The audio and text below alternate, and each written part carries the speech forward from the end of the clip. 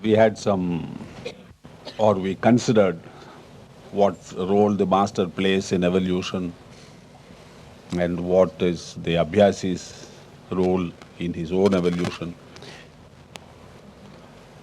And what connects the Abhyasi and his teacher. We thought at that time were three things: the teaching of the master, the practice given to us by the master, and the love between the master and the disciple. So perhaps we should give some consideration to the teachings.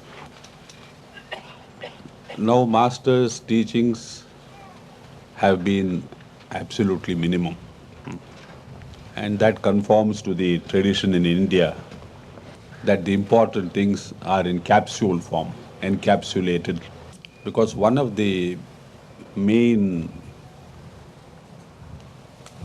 I don't know how to call it, considerations, thought, whatever you like to call it, you see, is that teaching should not be complete in the sense that it is in the West.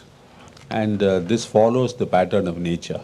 Master used to say that in nature you have a seed and the seed grows into a tree. Nature does not plant trees. Similarly, in the East we believe that we should give every thought in seed form. That is why especially the philosophic and higher mystical thoughts in India are found in what we call the sutra form. Like we have the famous Vedic texts. Out of them, there are 4 or 5 very important statements, like the one which says, "You are that." Now we imagine that we know what it means. You are that. The difficulty comes when we want to know what that is. And therefore they say to find out what that is, meditate. So in the East, we don't believe in giving finished volumes of knowledge. Because like when you dig a well, for instance, there must be a spring which feeds the well continuously, eternally. We don't dig a hole and fill it with water and then take out the water from it. So that is a filling and withdrawing process. But when you dig a well, it is a creative process because now you allow nature to feed you almost continuously, eternally, let us say. So similarly, we view the process of education as one in which the seed is sown and then it must grow in the student's heart, intellect, whatever you think. It must grow in within the student. Ah. Of course, even in the East, it remains largely an ideal, because when the materialistic civilization started taking hold there, same thing that is happening here started happening there too. But in the spiritual life, we are still accustomed to this system that the master sows a seed. That is why in Sahaj Marg especially, we find that the teaching is so condensed and we have so few books of the master. I remember when I first joined the mission in 1964, we had only a few books, the master's books, and they were all very small, Reality at Dawn, 80 pages, Efficacy of Raj Yoga, 80 pages. And on the first reading, I was rather disappointed. I remember when I read Reality at Dawn first, I almost threw it away as something useless, something very almost infantile. And that was the reaction of most people who read those books of the master. Because when we start, we don't know what we need from the master, what the master should give us. But later I discovered that they are very profound, and each time you read it, you find new meaning.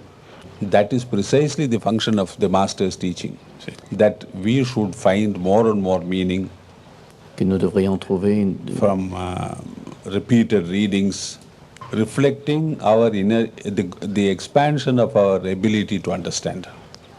So it is an index to our growth. It is a remarkable thing that in one book, the master is able to put in all the knowledge that we shall need from the beginning to the end. The same words containing different meanings at different levels of growth and spiritual existence. And I asked Master once when the Abhyasis of the mission will ever be able to write such books. He said it is very simple. When they become masters, they will also write such books. So that is one of the truths of the Eastern wisdom, that only masters can and should write books. Now, every book cannot claim to be a book. Just because it has a nice cover and 150 pages in between the covers, it doesn't become a book. There must be something which will enable us to grow and become what we should between those two covers. And Master once laughingly told me that the human system is like a book, or should be like a book. We also have covers, some very beautiful, some attractive, some white, some black, some tall, some short. And in between these covers, there is something very vital which should reveal what we are progressively as we grow from the human level to the divine level. And I think you all know what it is. What is it? The heart, of course. So it is the heart that is in some way the essence of human existence. Like in a book, it is the thought that is what is valuable, not the paper and the ink. So the teaching of the master, the first one is put value into anything that you do. Now yesterday when we came to France and we found things are very expensive, we were told that it is because there is a VAT. What is the V? In the VAT is the value added tax. Now it's a very simple thing in material economical terms to add value. Because here we deal with the externals, with the form, with the surface.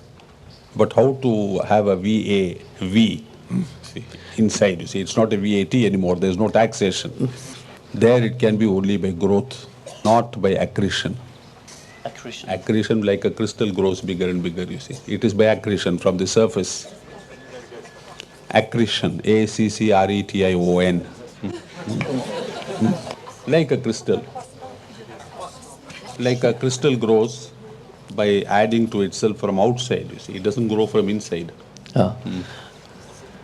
So that is the problem in spiritual life, that we have to instill growth into the heart so that it can grow from inside. And the educational pattern should also be like that. Because in the East, we don't believe ignorance is something like something on a piece of paper which we can erase with rubber. It is believed that if the master sows the seed of knowledge inside, sows the seed of wisdom inside, as it grows, the ignorance is thrown out. Very much like when a tree grows, the bark expands and falls off from outside, you see. So the master always called his system, our master Babuji Maharaj, he said his system was primarily of seeding. That is why his system was so brief, and he also spoke so briefly. You will all remember that when he was asked a question, his answer rarely exceeded one sentence. I used to be very confused, especially in the first 1 or 2 years of my life with him. For any question I asked, he had 1 or 2 answers. Babuji, how is this to be changed? Meditate. Babuji, how is that man to be changed? Do the cleaning. Babuji, how is spiritual growth possible? I am telling you, it's a very simple, transmit. And I had to be content with these small answers. And sometimes when I had the courage to ask him, Babuji, but I am not able to understand what you are saying. He had the 4th inevitable answer. Think over it.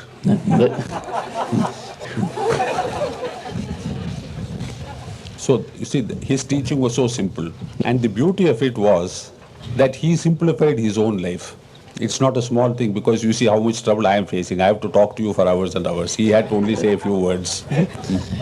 He spoke only for a few seconds sometimes. So we have to similarly start thinking in those terms. Less of speaking, more of communication without speaking. So that was and that should be the essence of our system all along, you see. And the genius of Babuji's teaching was that he was able to create in us a longing to think for ourselves and to find the answers from within ourselves. Because not only did we find the answers by this method, but we also got the confidence and subsequently the conviction that within us is everything that is within the master too. I think that is the beginning of faith. Because when an abhyasi, when a disciple first realizes that he can find within himself everything that he needs, everything that he shall need, That is the first step in faith. And why should this become faith in the master, for instance? You see, Par that is again a vital difference in the systems of education. The Occidental system teaches us to have dependence on ourselves, faith on ourselves, by making us learn for ourselves from books, from libraries, from videos. And this makes the ego grow. I have learnt, I know, things like that. But when the master seeds us and says, look, I am putting the seed in you so that it shall grow, we know that though everything is within us, the seed was put there by the master. And therefore, first we become thankful to him, then we become grateful to him. And then when the system works and we find everything is in us because he put it there, the faith comes. That through his help, by his grace, provided I am receptive, everything is possible. So this is the real connection between the Abhyasi and the Guru, that he seeds, we provide the soil, and like any soil must be kept clean, free of insects, free of weeds. We have also to cooperate in this cleaning of ourselves, because otherwise it becomes like the grass, you see, a mixture of everything, weeds, nettles, grass. So that also makes another feeling grow in us, that we have to cooperate. So these are the elements of his teaching, you see. He seeds, we allow it to grow within us. And we find the evidence for this growth in the very teaching that he provides for us. Because every time we reread one of his books, we find our understanding is better, deeper, and then comes the real spiritual feeling which Master always wanted, the feeling of wonder. Not curiosity, see, wonder. That these same 88 pages of reality of dawn, for instance, which I threw away when I first read, can now show me so many things inside itself. How is it this possible? Because in nature and in Sahaj Marg too, we say change must reflect itself in a changed situation, in a changed form, content, everything, you see. So as I was saying, we expect change when we, for instance, when we cook rice, we expect the rice to be hard first and soft after it is cooked. And by this process of observing change outside ourselves, at some stage we seem to have lost the ability to see the change inside ourselves. Now what the master's books gives us back is this ability to see the change in ourselves. Because every time we understand his book in a different way, we know we have changed. So as I am used to saying it, his books are like mirrors. They don't change, but they show the change in ourselves. Very much like the mirror, we change and the mirror shows how we have changed. Now suppose every time my face changes, the mirror also changes. How would I ever know which is changing and what is changing and in what way? So the master provides for us in his teaching two things, two birds with one stone. It is a system of teaching which enables us to read, understand and practice what he tells us to do. And at the same time, it also reveals to us the changes that is happening in us. Two birds with one stone. So that is the beauty of his teaching. Very simple, because even ordinarily educated children can understand it. No volumes to be read, no libraries to be gone through. At the same time, profoundest in its meaning. At the same time, graded in such a way that within itself it contains all the steps that we shall need. Almost like a ladder, which has only 3 steps, but every time we put our foot up, there is another step to receive us. And at the same time, a mirror to show our growth, so that it is a permanent index to reveal to us at what stage we are. And most important, with sufficient things yet in it to beckon us on. Yes, there is still more in me to understand. Go ahead. Not like a novel which you read and throw away.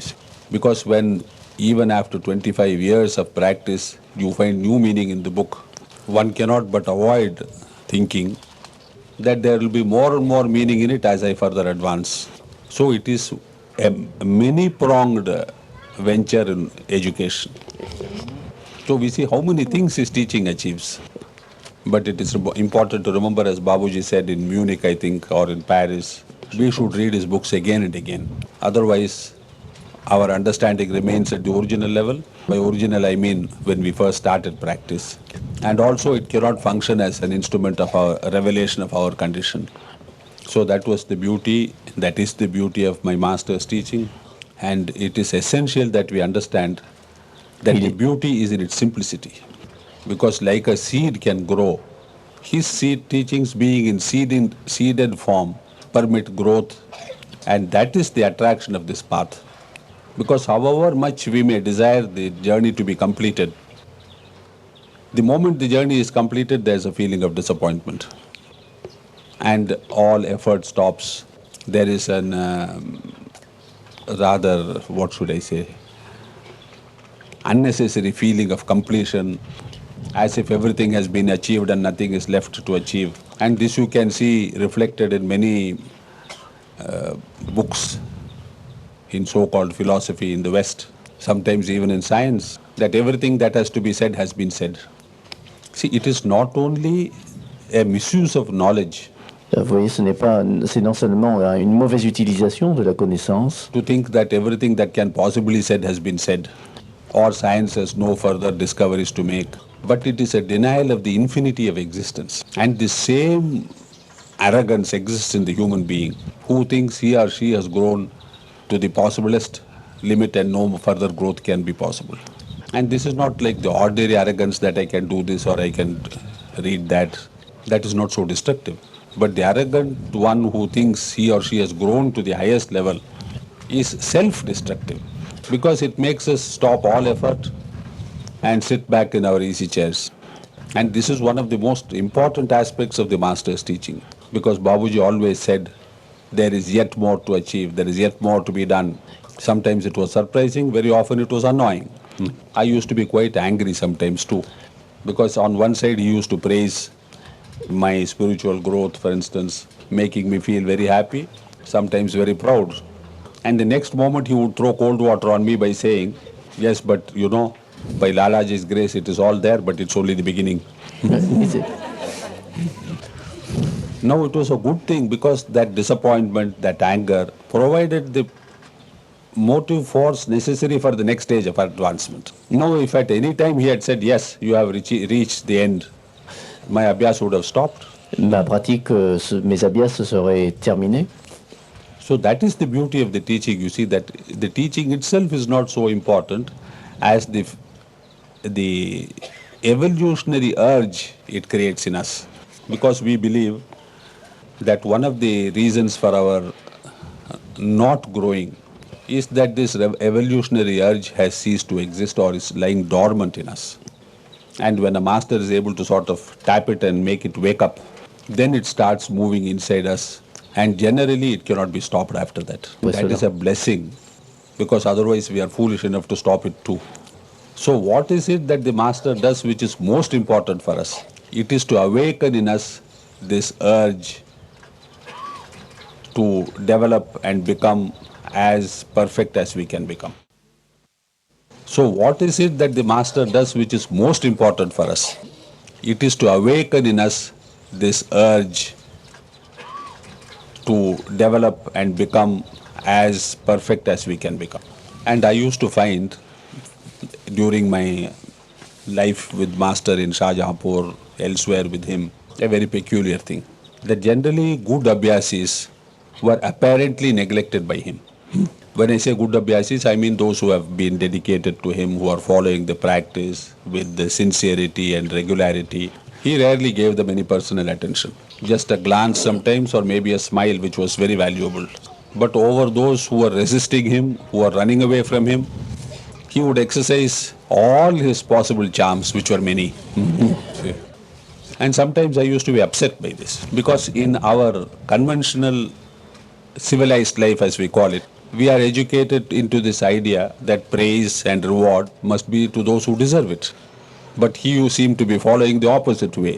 The deserving didn't get anything, and the undeserving were able to entice him towards themselves, make him worry about them, make him take problems and troubles about them.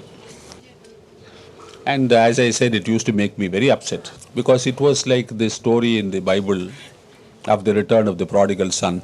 There was one son at home looking after his father, very devoted, very loving, and they were there. The other fellow who ran away and comes after 20 years, a useless fellow, a drunkard, a runaway. See. As the Bible says, they killed the fatted calf, they made coat for him, spread the red carpet in front of him. So once I asked Babuji, what is the justice in this? That the devoted son who has been serving the father for 20 years gets very little attention from the father. And this other fellow who ran away and is coming back after 20 years is getting VIP treatment, as we say. Master said, think over it. See, the fourth answer, as I said, you see. And that made me even more angry, because I thought he was trying to evade an answer. Something which cannot be answered, we try to avoid it. And I was foolish enough to think that Master is avoiding giving an answer because he had no answer for it. But every time I suspected the Master of such a thing, I discovered I was a fool. Because one day I discovered, sitting in my bed, transmitting to some centers and abhyasis, I was thinking of an abhyasi who had not come to me for 8 months. Suddenly this knowledge came to me, I am doing the same thing that I am accusing Babuji of doing.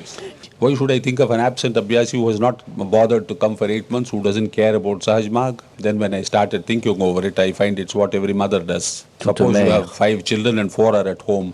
You are thinking of the 5th one who is not there. Or a shepherd who goes with 50 sheep and he has brought back 49. He is not happy with the 49 he has. He is miserable over the 50th which is missing.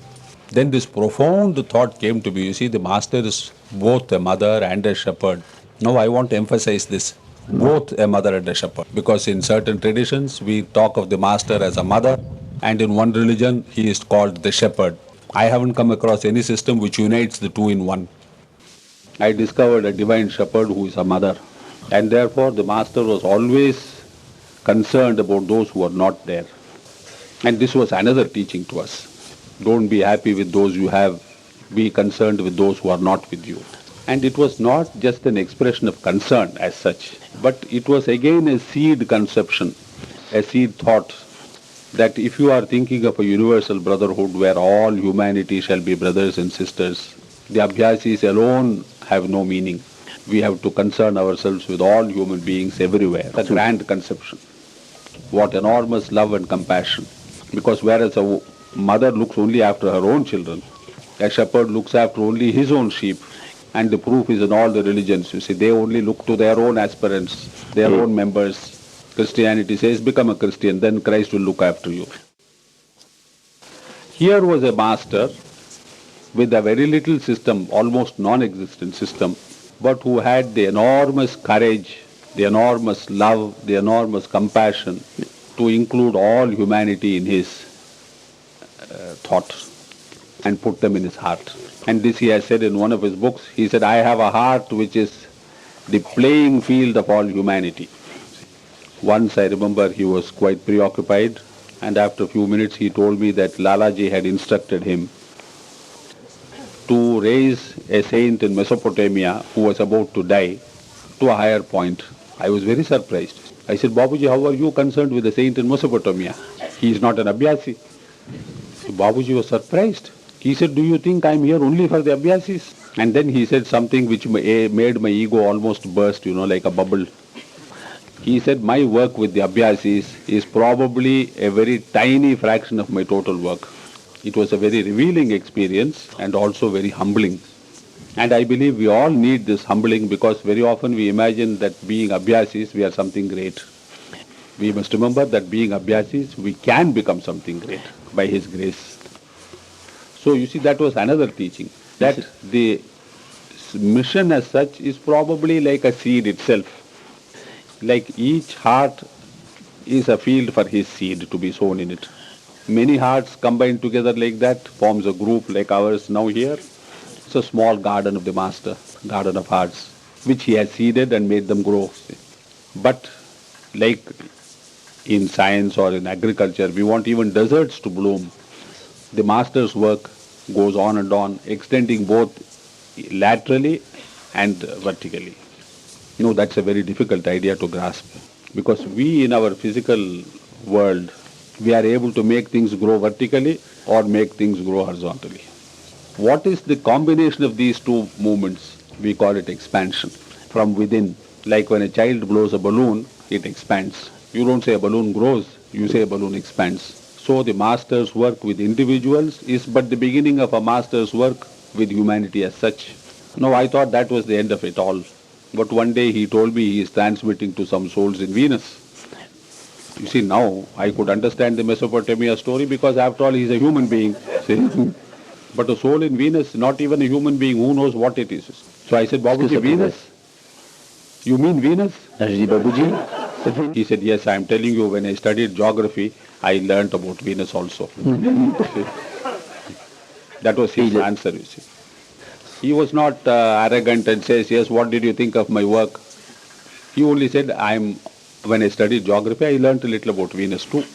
So then I asked him, what were you doing on Venus? He said, you are a preceptor, you should know. I said, Babuji, but I only know about abhyasis. See? He said, this is the difficulty, that preceptors don't have the faith in the master to work as they should. I said, why should I know about it? Because you are supposed to teach me. He said, yes, but I taught you everything on the first day. I was almost inclined to quarrel with him. You see. But I remembered that he is after all the master and I have to be respectful. So I said, Babuji, but can you not tell me now what you are doing? So he put on one of his famous smiles and gave the answer. He said, I was doing the same thing as I am doing all the time. That made me no wiser or made me understand nothing more than I had understood a little earlier. You see. So I said, Babuji, what was that? He said, transmitting. See, as if it was such an easy thing, I should have known long ago. See. Then he said, Babuji, transmitting again? He said, well, there are only two things we have to do, clean and transmit. So that was interstellar work, cosmic work, whatever you like to call it. So this gave me an expansion in my concept, in my mental concept, that our work in spirituality expands beyond the human being to other worlds, whatever they may be. So his compassion embraced not only human beings, but other beings on other worlds. Then one day I discovered a third thing. Some Europeans, I think the first Europeans in 1971, they were with him. And in the beginning they were very inquisitive. And he was telling one of them how he had transmitted to his dog and liberated it. He said he wanted to experiment whether it was possible. And he did transmission, he liberated it, which showed that it is not only with the human and the superhuman level that he works, but also with the subhuman level that he works. Animals are not excluded from his compassion. If he chooses, he can work with them too. So on one side, it expanded my knowledge of the fields of his work that they extend through all existence, without differentiating between animal life, human life, angels, gods, what have you. It served a second very important purpose, that we as human beings have no particular reasons to be proud or arrogant about being human beings. Because in the Master's vision, we are all one. We are only lesser angels or better animals. So a human being can be considered to be both. If the human being is very bad with a lot of negative tendencies, destructive, we say he is nothing better than an animal. And if the human being is so nice, so wonderful, so loving, so kind, so generous, we say he is an angel. No, he is neither. A human being, you see. But one shows to what depths we can sink, the other shows to what heights we can rise. And the Master in his work showed me that he can do both. Raise an animal at one stroke to the level of a liberated being without passing through all the intermediate stages through which we are struggling. Then he added something which was a very important lesson too. He said, I did not have Lalaji's permission to transmit to the dog. I wanted to experiment myself and therefore I was punished. I had to bear the samskaras of that dog. So you see, it also at one stroke shows that a master, while being a master, is yet to be obedient to his master. So that is the discipline that the master has to exercise over his own work. What was the importance of this knowledge? That just because he has love and compassion, it does not permit interference without his permission. See, this is a very important idea to understand for the people of the West. Because here we are guided in a different way by what we think to be our love and compassion, which makes us believe we have a right to interfere in other people's lives, even if they are animals, birds. And very often it makes us waste our time and efforts on things which we should not be doing. It's very difficult to understand. Because then we are inclined to ask, what is the meaning of sympathy if I cannot help? But then, comes the important concept that in nature there are two elements.